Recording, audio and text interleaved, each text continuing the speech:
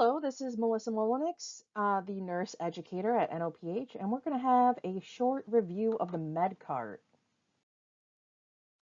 So the medication cart component. We have this very large cord with a very large heavy plug on the end on the back of the cart, and we want to make sure that that cord is detached, and you can detach that from the base there. Um, Shown right here, we can detach it. And we can leave that plugged into the wall in the med cart.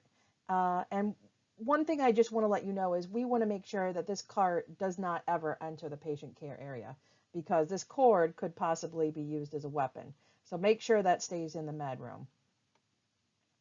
The cart also has locking wheels, so the wheels can lock, and then the tray can actually be moved up and down. So we can move that tray up and down as we need it.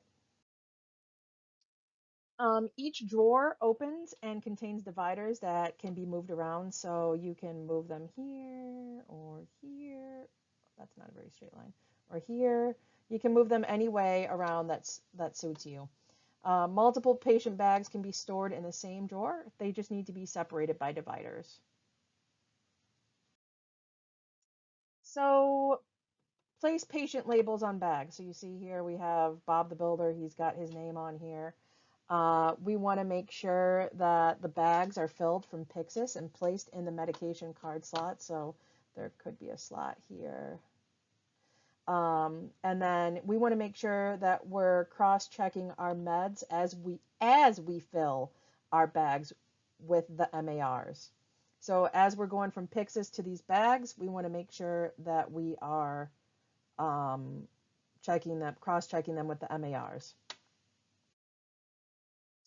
Medication cart components. The bottom drawers contain supplies needed for the glucometer as well as the MedPass. So if you see right here, we have some cotton balls, we have alcohol, we have tongue depressors.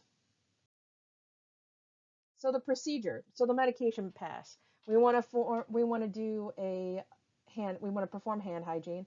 And how long do we wash our hands? 20 seconds. And that's actually how long you want to use alcohol-based hand sanitizer for too. We want to scrub until our hands are dry.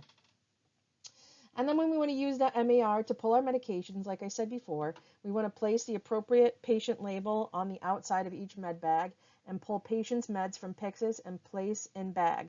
There are 3 sizes of bags. We have small, medium, and large. Bags may be reserved and used for additional passes. So we can reuse these bags actually. We want to use the numeric code and enter, and then hit enter on the electronic med cart. So we want to put in whatever the code is. So I think right now it's 1234, but that can be changed. And then we want to open the drawers and put the patient's med bag in a slot. Now, liquid medications, we want to use some caution with them. We don't want to set them on top of the cart because for obvious reasons they could fall out. But we could put sealed unit doses, like the little Depakote that's sealed up.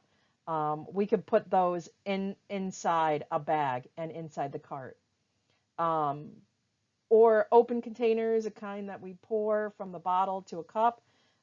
Those can be given first, last, or rotate, however you feel like you want to do your med pass with the liquid. We want to bring our med cart, our MAR, our med cups, and our water out to the service desk. So, we're going to be doing our med pass from the service desk until we go to the electronic MAR because we have these big MARs that are just, it makes it very difficult to pass out in the milieu. But if you do go out and pass meds out in the milieu, you want to make sure to pick an area against the wall where patients cannot go behind you. You want to make sure that you're going behind the service desk and not passing if the unit has a significant increase in acuity. You want to make sure that if there is an emergency that happens on the unit, that you press lock, which is on the top of the control panel there. And you want to try to bring that cart back. But if a situation is dangerous, you just hit lock and then you leave the cart out in the milieu and get to safety. and the med drawers, they'll automatically lock then. Using the MAR, you want to dispense medications from the cart. You want to initial meds immediately after each patient. So I remember when I first started at NOPH, I was taught that you pass all your meds and then you sign off your meds at the end. And though that practice has worked for a while, we have had some med errors, and it increases the likelihood of having med errors if you're not signing off your meds in between patient or after each patient pass. And for example, if a patient refuses a med, you can wait until the end of the pass, because sometimes if you go and ask again, or somebody else goes and asks that patient, they'll refuse. So I would wait until I wouldn't circle the med until that they refused it, until you've given them another chance. And so I would not mark that one after the med pass, but all the other ones you can certainly do. And make sure you're performing that hand hygiene between patients. Very important. So using the MAR, we're going to dispense medications from the cart. We want to make sure we're using our 5 rights. So the right patient, the right drug, the right dose, the right route, and the right time. The 5 rights. We all learned that in nursing school. And will med errors happen? Sure. I've had med errors. Almost every nurse I've ever known has had med errors.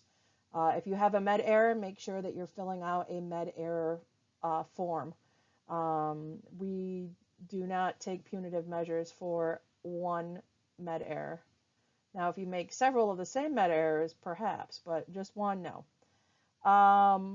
You might get some education or something like that, but it's no big deal. Everybody makes med errors. We need to make sure that we're reporting them. We want to make sure that, again, we're performing hand hygiene between patients.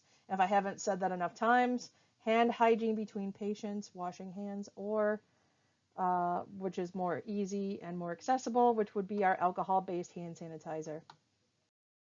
Now, this is the end of the program. If you have any questions, make sure to ask your supervisor, or you can ask me. Please click the X and go to the test, the X that's in the little upper right hand of the upper right of the test, or of the course, and then that will take you to the test.